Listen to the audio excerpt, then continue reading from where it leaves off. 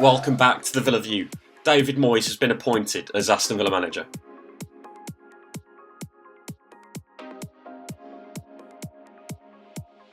Sorry, I meant Roberto Di Matteo.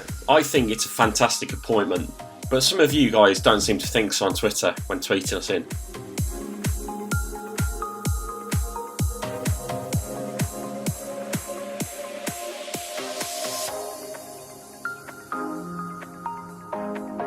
But I think the negativity is unwarranted. This man's got a 50% win ratio. Anything above 40% I think is the target to be looking at. He's very experienced already as a manager, and I think that he's going to have links with Chelsea, which could be very important this season. Chelsea are obviously very lenient and like to get all their youth players out on loan. Villa are the perfect club for Chelsea to put some of their youth players into. I know we should be saying bringing our own youth players in, but some of the players that Chelsea loan out are pretty special. He's got bags of experience already. He's managed 210 times at 4 different clubs. Schalke most recently for a season. He didn't too badly. He was there from November 2014 to 2015. He didn't do a bad job. He got them into the Europa League and even pushed them forwards in the league. As well as that, he was at Chelsea, the infamous spell at Chelsea where he won the Champions League and the FA Cup in what was an awful season before that under AVB. It was an remarkable turnaround for him. And before that, he was at West Brom. And he got them promoted. He got them promoted from the Championship. Arguably they were favourites to go up, but so are Villa. Villa are theoretically still a favourite to go up from the Championship next season.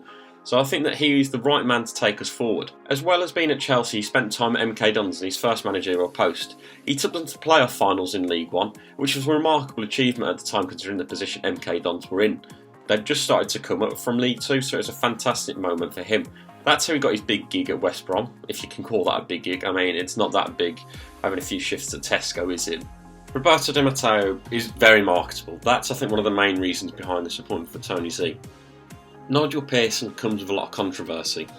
The incident with calling a journalist an ostrich last year stands out to me. I think you are an ostrich. But also the incident with James McArthur last season as well.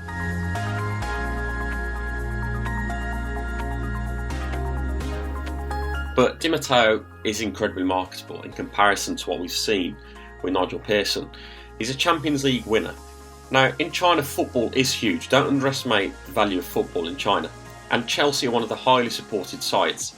So to have a manager that's won the Champions League for Chelsea makes perfect sense marketably wise. It's easy to market and it's easy to sell shirts when you can say Roberto Di Matteo, Champions League winner, is your manager. Tony Z seems a smart guy, and I think it's a very smart appointment on this basis.